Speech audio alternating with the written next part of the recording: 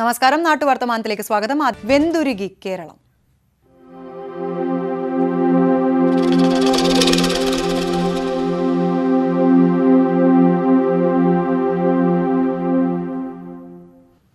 സംസ്ഥാനത്ത് സൂര്യാതപത്തെ തുടർന്നുള്ള ജാഗ്രതാ നിർദ്ദേശം 2 ദിവസം കൂടി ദീർഘിപ്പിച്ചു.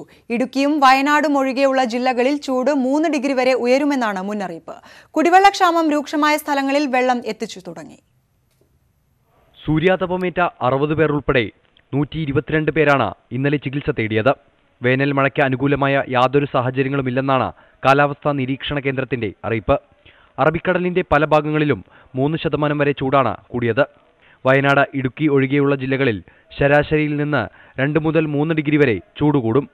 ഏപ്രിൽ ആദ്യവാരം വരെ ഈ സ്ഥിതി തുടരുമെന്നാണ് കാലാവസ്ഥാ നിരീക്ഷണ വകുപ്പിന്റെ വിലയിരുത്തൽ. എല്ലാ ജില്ലകളിലും കൺട്രോൾ റൂമുകൾ വഴി സ്ഥിതിഗതികൾ നിരീക്ഷിച്ചു വിലയിരുത്തുന്നുണ്ട്. ദുരന്ത നിവാരണ അതോറിറ്റിയുടെ ജാഗ്രതാ മുന്നറിയിപ്പ് നിലനിൽക്കുന്ന ദിവസങ്ങളിൽ സ്കൂള്, കോളേജ് വിദ്യാർത്ഥികളുടെ അവധിക്കാല ക്ലാസുകൾ ഒഴിവാക്കണമെന്ന് നിർദ്ദേശമുണ്ട്. പ്രായമായവർ, ഗർഭിണികൾ, കുട്ടികൾ, മറ്റു രോഗങ്ങൾ മൂലമുള്ള അവശത അനുഭവിക്കുന്നവർ തുടങ്ങിയവർ പകൽ 11 മണി മുതൽ 3 മണി വരെ നേരിട്ട് സൂര്യപ്രകാശം ഏൽക്കാതിരിക്കാൻ പ്രത്യേകം ശ്രദ്ധിക്കണം. ഏപ്രിൽ പകുതിയോടെയെങ്കിലും വേനൽ മഴ ലഭിച്ചില്ലെങ്കിൽ ഉഷ്ണതരംഗത്തിനുള്ള സാധ്യതയും തള്ളിക്കളയാനാവില്ല. ന്യൂസ് 18 തിരുവനന്തപുരം. കനത്ത ചൂടിനെ തുടർന്ന് പാലക്കാട് ജില്ലയിൽ സൂര്യാഘാതമേറ്റ് 37 വളർത്തുമൃഗങ്ങൾ ചത്തു. മൃഗങ്ങൾക്ക് പുറമെ 100 കണക്കിന് കോഴികളും ചത്തതായി ജില്ലാ മൃഗസംരക്ഷണ വകുപ്പ് വ്യക്തമാക്കി. വളർത്തുമൃഗങ്ങളെ പകൽ സമയം തുറസായ സ്ഥലത്ത് അഴിച്ചുവിടരുതെന്ന മൃഗസംരക്ഷണ വകുപ്പ് നിർദ്ദേശം പലയിടത്തും പാലിക്കപ്പെടാത്തതും പ്രതിസന്ധി സൃഷ്ടിക്കുന്നു. മൃഗസംരക്ഷണ വകുപ്പിന്റെ കണക്ക് പ്രകാരം പാലക്കാട് ജില്ലയിൽ കഴിഞ്ഞ 1 മാസത്തിനുള്ളിൽ 22 പശു, 3 പോത്ത്, 4 ആട്, 8 വളർത്തുനായ എന്നിവയാണ് സൂര്യാഘാതമേറ്റ് ചത്തത്. ഇതിനു പുറമെ വിവിധയിടങ്ങളിലായി 220 കോഴികളും ചൂടിന്റെ കാഠിന്യത്തിൽ ചത്തതായി അധികൃതർ വ്യക്തമാക്കി. മൃഗപരിപാലനത്തിലേർപ്പെട്ടവർ ഏറെ ജാഗ്രത പുലർത്തണമെന്ന് അധികൃതർ. പാലക്കാട് ജില്ല തന്നെയാണ് കേരളത്തിലെ ഏറ്റവും കൂടുതൽ ചൂടുള്ള ഒരു ജില്ല എന്ന് പറഞ്ഞാൽ. അപ്പോൾ ഇവിടെ അനിമൽസ് എല്ലാവരും കോൺസെൻട്രേറ്റ് ചെയ്യുന്നത് മനുഷ്യർക്ക് അഫക്റ്റ് ചെയ്യുന്നതാണ് സാധാരണ ഇതുവരെ എല്ലാം കോൺസെൻട്രേറ്റ്. പക്ഷേ മൃഗങ്ങൾ ഒരുപാട് ഇങ്ങനെ അഫക്റ്റ് ചെയ്യുന്നതുകൊണ്ട് ചാവണമുണ്ട്. സൂര്യാതപമേറ്റ് തളർന്ന നിരവധി വളർത്തുമൃഗങ്ങളെയാണ് ദിവസേന ജില്ലാ മൃഗാശുപത്രിയിലേക്ക് എത്തിക്കുന്നത്. ആടുകളും വളർത്തുനായകളുമാണ് ഏറെ ദുരിതം നേരിടുന്നത്. നമ്മൾ ശ്രദ്ധിക്കേണ്ട കാര്യം വെച്ചാൽ ഓമന മൃഗങ്ങളൊക്കെ ഉണ്ടെങ്കിൽ അവരെ അധികം വെയിലത്തൊന്നും നിർത്താണ്ട്, കൂടാണെങ്കിൽ പോലും കൂട്ട് മാക്സിമം തണലത്തേക്ക് മാറ്റുക. 41 ഡിഗ്രി ടെമ്പറേച്ചർ എന്ന് പറയുന്നത് നമുക്ക് പോലും അത്രയും മെയിൻറ്റെയിൻ ചെയ്യാൻ പറ്റില്ല. അപ്പോൾ ഇവർക്ക് അതിനേക്കാളും കഷ്ടപ്പാടായിരിക്കും. സൂര്യാഘാത ഭീഷണി ഉള്ളതിനാൽ മൃഗങ്ങളെ പകൽ സമയം തുറസായ സ്ഥലത്ത് അഴിച്ചുവിടരുത് എന്നാണ് നിർദ്ദേശം. എന്നാൽ മലമ്പുഴ ഉൾപ്പെടെയുള്ള സ്ഥലങ്ങളിലെല്ലാം മൃഗങ്ങളെ ഉച്ചസമയങ്ങളിലും അഴിച്ചുവിടുകയാണ്. ഇത് തടയാൻ കഴിയാത്തത് കൂടുതൽ പ്രതിസന്ധിക്ക് കാരണമാകും. സൂര്യാഘാതം മൂലം നിരവധി കന്നുകാലികൾ ചത്തുവീണിട്ടും പകൽ സമയങ്ങളിൽ കന്നുകാലികളെ പുറത്തിറക്കരുതെന്ന നിബന്ധന പാലിക്കാൻ പലരും തയ്യാറാകുന്നില്ല. ഇവർക്കെതിരെ കർശന നടപടിയെടുക്കാൻ അധികൃതർ തയ്യാറാകണം. ക്യാമറമാൻ KM പ്രയത്തിനൊപ്പം പ്രസാദ് ഉടുമ്പിശ്ശേരി, ന്യൂസ് 18 പാലക്കാട്. കർഷകരെ ദുരിതത്തിലാക്കി വേനൽ ചൂട് കനക്കുന്നു. ചൂട് കാരണം മലപ്പുറം തിരുനാവായ കൊടക്കലിലെ താമര കൃഷി പ്രതിസന്ധിയിലായിരിക്കുകയാണ്. 2ാം വിളയിറക്കാനാവാതെ കർഷകർ ആശങ്കയിലാണ്. തിരുനാവായയിലെ 100ഓളം കുടുംബങ്ങളാണ് 500 ഹെക്ടർ സ്ഥലത്ത് വർഷങ്ങളായി താമര കൃഷി ചെയ്യുന്നത്. സംസ്ഥാനത്തെയും തമിഴ്നാട്ടിലെയും പ്രധാന ക്ഷേത്രങ്ങളിലേക്ക് താമരപ്പൂ എത്തിക്കുന്നത് ഇവിടെ നിന്നാണ്. പൂത്തുനിന്നിരുന്ന താമരകൾ ചൂടും അതിനെ തുടർന്നുണ്ടായ ജലക്ഷാമവും കാരണം കരിഞ്ഞുണങ്ങിയ കാഴ്ചയാണ് ഇപ്പോൾ കാണാനാകുന്നത്. ചുട്ടുപൊള്ളുന്ന വേനലിൽ പണിക്കാരെയും കിട്ടാനില്ല. ലക്ഷക്കണക്കിന് രൂപയുടെ നഷ്ടമാണ് കർഷകർ നേരിടുന്നത്. 2ാം വിളയിറക്കാൻ മഴ കനിയണം. വെള്ളത്തിന് മുഖം ഭയങ്കരം. വെള്ളം അടിക്കാനില്ലല്ലോ. വെള്ളം ഇവിടെ ഇടീലങ്ങളൊക്കെ ഉണങ്ങിക്കിടക്കുന്നത്. ഇതത് നിങ്ങൾ കണ്ണുകൊണ്ട് കാണാമല്ലോ. നമുക്ക് ഇങ്ങനെ നോക്കിയാൽ തന്നെ കാണാതെ ഇല മുഴുവൻ കരിഞ്ഞ് തരിപ്പണായി. 2ാം വിള നടണമെന്നുവെച്ചെങ്കിൽ മഴ വന്ന് പൂട്ടി ഉണ്ടാക്കിയിട്ട് വേണം നടാൻ. വെള്ളം കിട്ടിയിട്ട് എല്ലാ വേറെ നിലയ്ക്കും പറ്റിച്ചാൽ പറ്റില്ല. പ്രളയത്തെ തുടർന്ന് കൃഷി നശിച്ചെങ്കിലും സർക്കാർ അംഗീകരിക്കാത്തതിനാൽ സഹായം ലഭിക്കാതെ കർഷകർ ദുരിതത്തിലായിരുന്നു.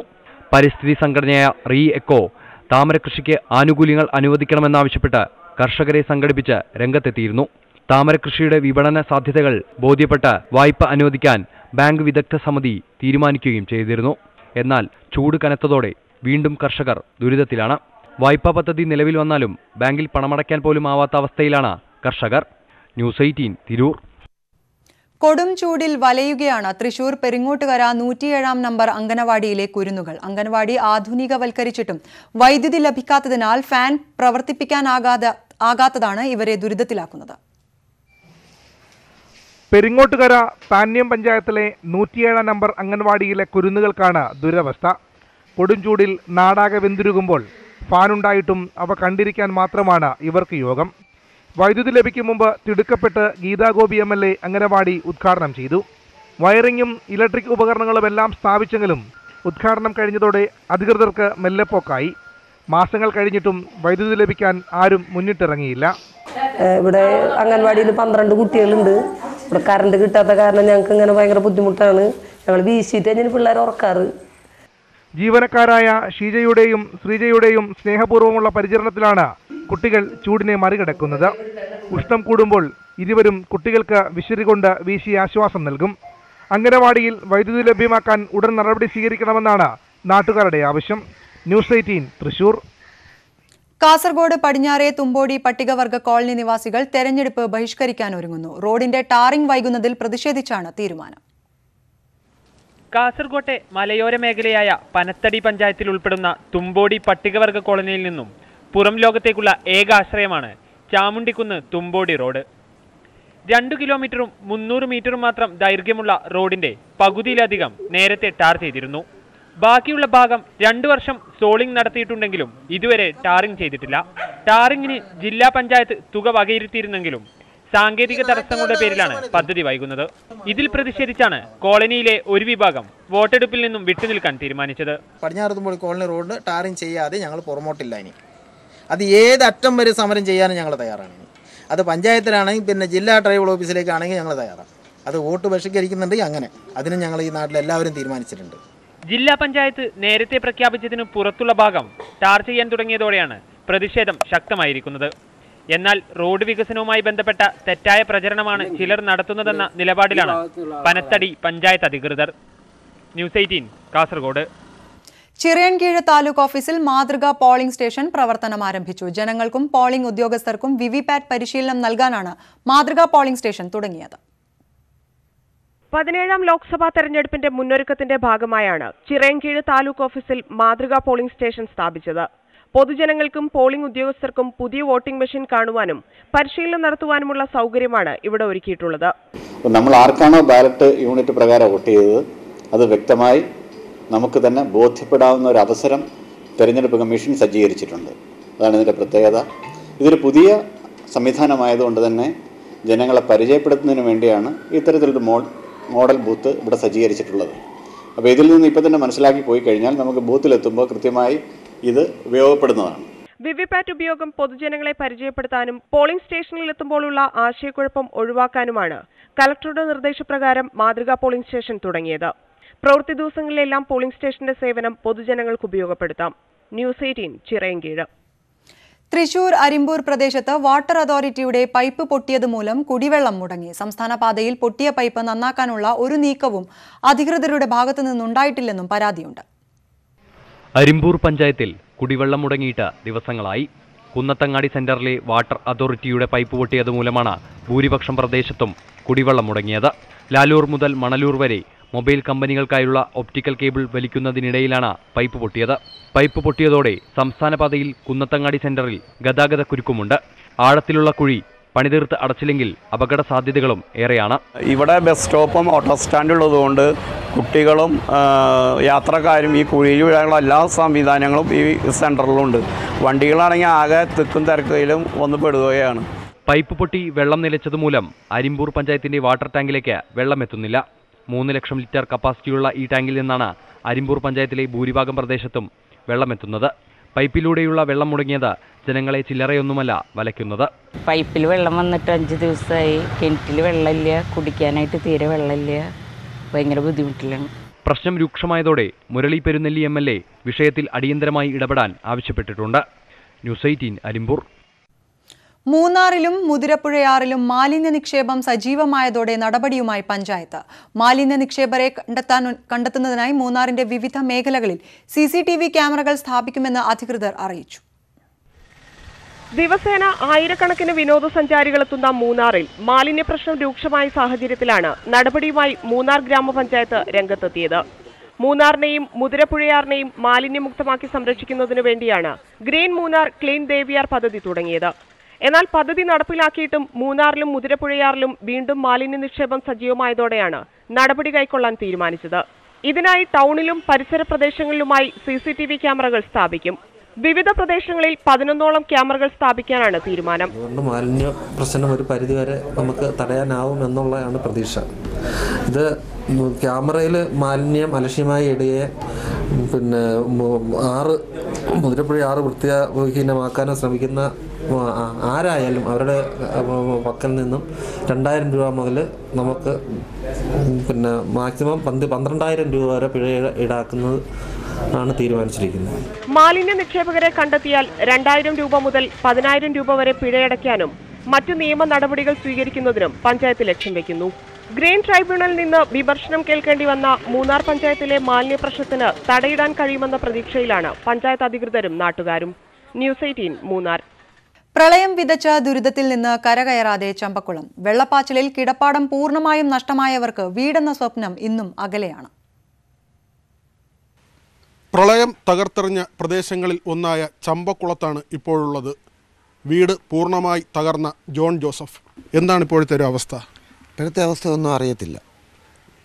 ഇത് എല്ലാം പോയി നഷ്ടപ്പെട്ടെന്ന് പറഞ്ഞ് അപേക്ഷ കൊടുത്തിട്ട് വന്ന് ഒരു ദിവസം പഞ്ചായത്തിൽ നിന്ന് വിളിച്ച് 4 ലക്ഷം രൂപ അനുവദിച്ചിട്ടുണ്ട്. ഒരു സമ്മതപത്രം കൊടുക്കും. അപ്പോൾ 4 ലക്ഷം രൂപ തന്നാൽ നമ്മൾ പേര പണിതോളാമെന്ന് പൂർത്തിയാക്കോളാമെന്നും പറഞ്ഞ് പഞ്ചായത്ത് സമ്മതപത്രം കളക്ടറുള്ള സമ്മതപത്രം കൊടുത്തിട്ടുണ്ട്. പിന്നെ ഒരു അറിവുമില്ല. വീട്ടിലാരൊക്കെ ഉള്ളത്? ഞാനുണ്ട്, എൻ്റെ ഭാര്യയുണ്ട്, 3 മക്കളുമുണ്ട്. ഇപ്പോൾ എങ്ങനെ കഴിയുന്നത്? ഇപ്പോൾ അവർ ബന്ധുവീട്ടിൽ കഴിയുന്നു. വെള്ളപ്പൊക്കത്തിൽ മട വീണ് വീട് നഷ്ടപ്പെട്ട വ്യക്തിയാണ് ചമ്പക്കുളം സ്വദേശി രതി. എത്ര നാളായി വാടക വീട്ടിൽ? ഇപ്പോൾ ഒരു 7 മാസം ആകുന്നു ഈ വീട് വാടകയ്ക്ക് എടുത്തിട്ട്. ഇവിടെ ഞാൻ പഞ്ചായത്തിൽ വീടിന് അപേക്ഷ കൊടുക്കുന്ന സമയത്ത് കൊടുത്തു. അത് കഴിഞ്ഞപ്പം ബ്ലോക്കിലും കൊടുക്കണമെന്ന് പറഞ്ഞു, അവിടെയും കൊണ്ട് കൊടുത്തു. എവിടെല്ലാം കൊടുക്കുക അവിടെല്ലാം ഞാൻ കൊടുത്തിട്ടുണ്ട്. പക്ഷേ എനിക്കൊരു വീടാണ് അത്യാവശ്യം. 2 കുഞ്ഞുങ്ങളോട് ഞാൻ താമസിക്കുന്നു. മടവീഴ്ചയിൽ എൻ്റെ വീട് പൂർണ്ണമായിട്ടും പോയി. 2000 രൂപയാണ് ഇതിൻ്റെ വാടക കൊടുക്കേണ്ടത്. ഇത് മൊത്തം ചോർന്നിരിക്കുകയാണ്. നിങ്ങൾക്ക് കയറി നിന്ന് നോക്കിയാൽ കാണാൻ പറ്റും. മൊത്തം ചോർന്നിരിക്കുക. സർക്കാർ എന്താ പറയുന്നത് ഈ വീട് വെച്ച് തരുന്ന കാര്യത്തിൽ? സർക്കാർ പറയുന്നത് നിങ്ങൾക്ക് ഫണ്ട് തരാമെന്ന് പറയും. 4 ലക്ഷം രൂപ ഞങ്ങൾക്ക് കിട്ടിക്കഴിഞ്ഞാൽ ഒരു രക്ഷയില്ല. കാരണം മട വീണ് മൊത്തം താഴ്ചയെ വന്നിരിക്കുന്ന വസ്തുവാണ്. അത് നല്ലപോലെ പൊക്കിയതിന് ശേഷം 4 ലക്ഷം രൂപയ്ക്ക് തന്നെ പറമ്പ് പൊക്കാനേ പറ്റത്തുള്ളൂ. പിന്നെ വീട് വെക്കണമെങ്കിൽ വേറെ ഫണ്ട് തന്നെങ്കിൽ മാത്രമേ ഉള്ളൂ. പ്രളയം കഴിഞ്ഞ് മാസങ്ങൾ ഏറെയായെങ്കിലും ചമ്പക്കുളത്ത് കുടിവെള്ള പ്രശ്നം ഇതുവരെ പരിഹരിക്കപ്പെട്ടിട്ടില്ല. 50-60 രൂപ നൽകി വീപ്പകളിൽ വെള്ളം വാങ്ങേണ്ട അവസ്ഥയിലാണ് നാട്ടുകാർ. 2000 രൂപ വീതം ഒക്കെ ഇവിടുത്തെ അയലോക്കാരെല്ലാവരും കൂടി പിരിവെടുത്താണ് കണക്ഷൻ കൊണ്ടുവന്നിരിക്കുന്നത്. എന്നാലും വെള്ളം ചെറുതായിട്ട് മാത്രമേ വരുന്നുള്ളൂ. പ്രളയ പുനരധിവാസത്തിനായി സർക്കാർ ഒന്നും ചെയ്തില്ലെന്നല്ല, പക്ഷേ നമ്മുടെ നാട്ടിൽ ഇത്തരം കാഴ്ചകളും അവശേഷിക്കുന്നുണ്ട്. പ്രശാന്ത് മംഗലശ്ശേരിക്കൊപ്പം VV വിനോദ്, ന്യൂസ് 18 ആലപ്പുഴ. പ്രളയത്തിൽ തകർന്ന ഇടുക്കി പള്ളിവാസൽ ആറ്റുകാട് പാലം പുനർനിർമ്മിക്കാൻ നടപടിയില്ല. ഗതാഗത സൗകര്യമില്ലാതെ ദുരിതമനുഭവിക്കുകയാണ് പോത്തമേട് ഭാഗത്തെ 800ഓളം വരുന്ന തോട്ടം തൊഴിലാളി കുടുംബങ്ങൾ. കഴിഞ്ഞ പ്രളയത്തിലാണ് പള്ളിവാസൽ ആറ്റുകാട് വെള്ളച്ചാട്ടത്തിന് സമീപത്തായി നിർമ്മിച്ചിരുന്ന പാലം തകർന്നത്. തുടർന്ന് 8 മാസം പിന്നിടുമ്പോഴും പാലം പുനർനിർമ്മിക്കുന്നതിന് അധികൃതർ തയ്യാറാകുന്നില്ല. പുനർനിർമ്മാണം ആരംഭിച്ചിരുന്നെങ്കിലും നിർമ്മാണ പ്രവർത്തനങ്ങൾ ഇപ്പോഴും അനന്തമായി നീളുകയാണ്. ഇതോടെ ഏറെ ദുരിതത്തിലാണ് പോതമേട് ഭാഗത്തുള്ള 800ഓളം വരുന്ന തൊഴിലാളി കുടുംബങ്ങൾ. ഇവിടത്തുകാർക്ക് പുറം ലോകവുമായി ബന്ധപ്പെടാൻ 16 കിലോമീറ്ററോളം ചുറ്റി സഞ്ചരിക്കണം. മൊത്തം കൂടി മലയിൽ പോയി 8 മാസം ആയിച്ച്. ഇതുവരെ പഞ്ചായത്തോ കമ്പനിയോ എന്ത് നടപടിക്ക് എടുക്കല. பாலம் பணிதை எடுத்துட்டு 10-12 மாதம் ஆகியும் ஆளுங்க பள்ளிக்கூட போகிறதுக்கு ரொம்ப கஷ்டமாக இருக்குது. உடல்நிலை சரியில்லை பெரியவர்களுக்கு, அந்த வழியில் போக ரொம்ப தடுமாட்டம். அதனால் ஒரு உயிரும் போயிடுச்சு. ரொம்ப கஷ்டப்படுறோம். உடனடியாக இந்த பாலத்தை சரிபடுத்தி ഉടനെ இந்த പാലത്തെ തുറക്കുമതി കേട്ടുകൊള്ളുക. ദിവസേന 100 കണക്കിന് വിനോദസഞ്ചാരികളും ഇവിടേക്ക് എത്തുന്നുണ്ട്. പാലത്തിന്റെ നിർമ്മാണം അടിയന്തരമായി നടത്തുന്നതിന് അധികൃതർ തയ്യാറാവണമെന്നതാണ് നാട്ടുകാരുടെ ആവശ്യം. ന്യൂസ് 18 പള്ളിവാസൽ.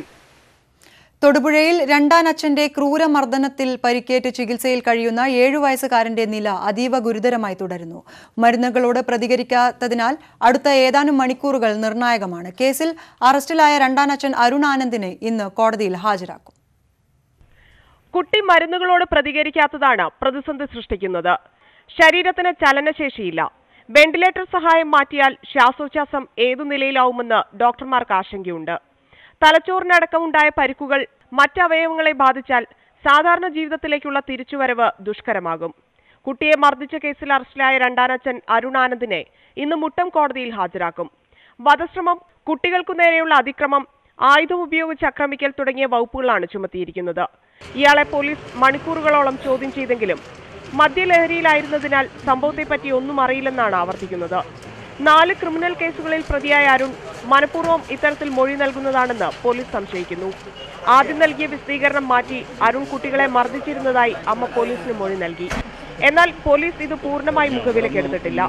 കൃത്യത്തിൽ ഇവർക്കും പങ്കുണ്ടോ എന്ന് പരിശോധിച്ചു വരികയാണ്. കുട്ടികളെ ഒഴിവാക്കാൻ ഇരുവരും ബോധപൂർവം ശ്രമിച്ചതാണോ എന്നും സംശയമുണ്ട്.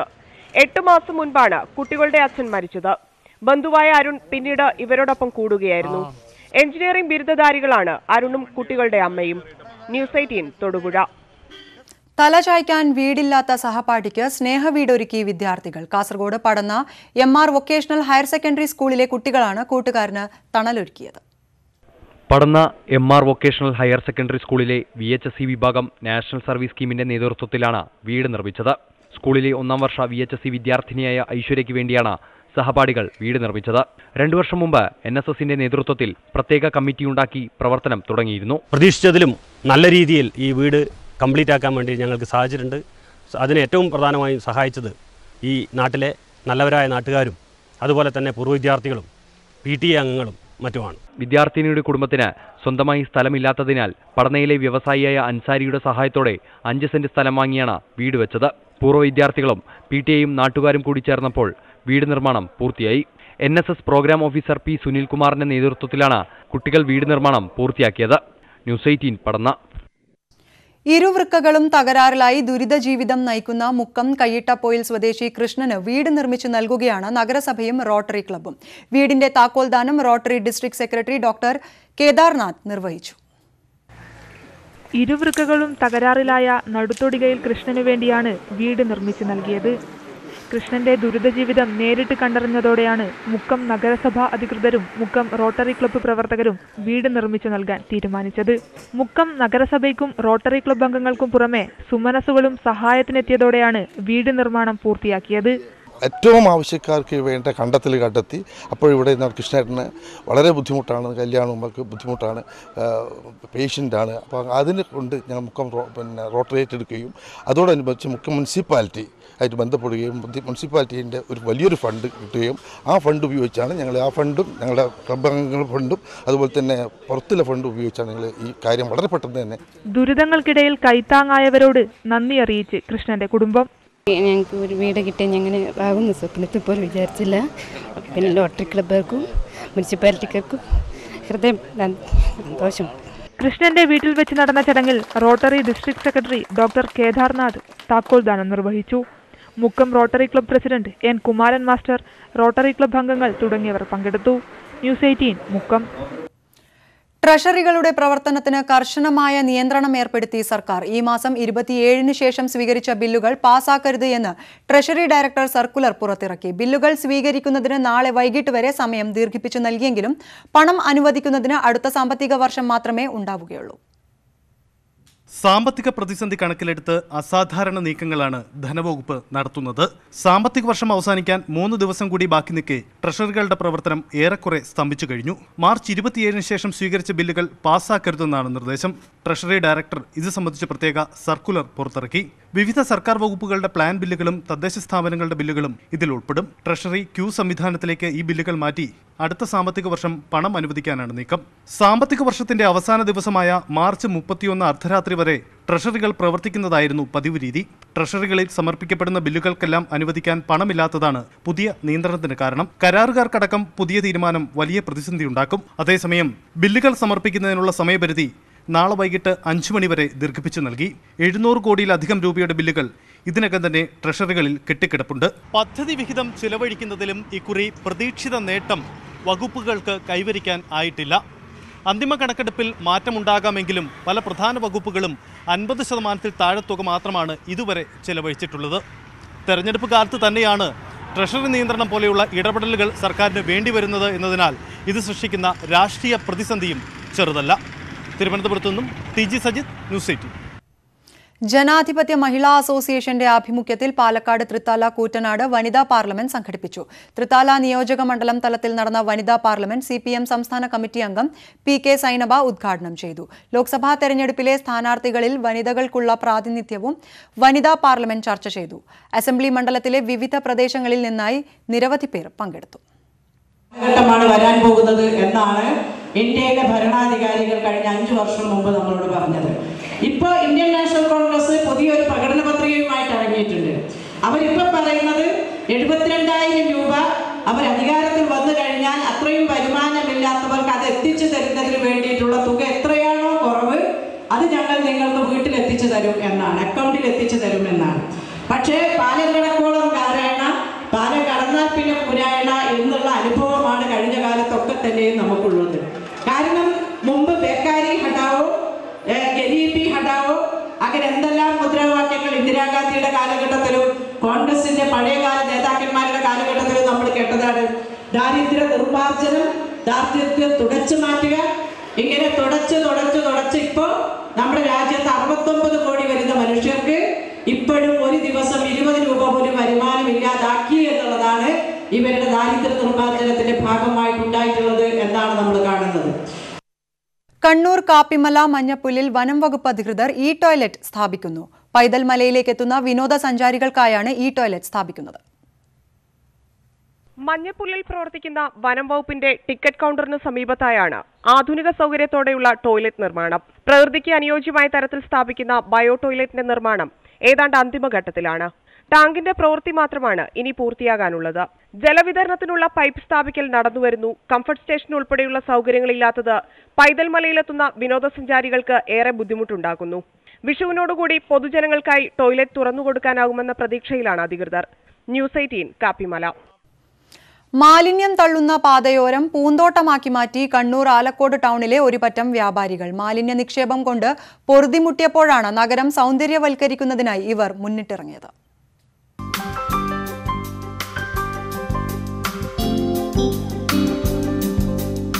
ഇത് ആലക്കോട് ടൗണിലെ ടാക്സി സ്റ്റാൻഡിനു സമീപത്ത് നിന്നുള്ള കാഴ്ചയാണ്.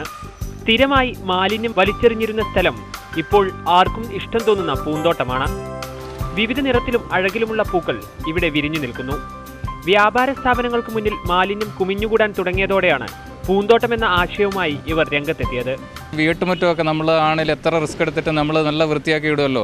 ആ വീട്ടുമുറ്റം പോലെ നമ്മുടെ ഈ കടയുടെ കോമ്പൗണ്ട് നമുക്ക് എന്തുകൊണ്ട് കണ്ടുകൂടാ? അപ്പോൾ എന്ന് പറഞ്ഞാൽ അതിനകത്ത് എല്ലാവരും ഇതേ പാതയിലൂടെ സഞ്ചരിച്ചിട്ട് നമ്മുടെ വീട്ടുമുറ്റം പോലെ വൃത്തിയാക്കിടുന്ന പോലെ തന്നെ അവനവൻ്റെ കടയുടെ മുൻഭാഗവും മറ്റുള്ള സമീപ പ്രദേശങ്ങളും നന്നായി ഇടണമെന്നും നമുക്ക് ഇതിൻ്റെ ഒരു മെസ്സേജും കൂടെ ഇതിനകത്ത് കൊടുക്കാൻ വേണ്ടി ഞങ്ങൾ ആഗ്രഹിച്ചായിരുന്നു.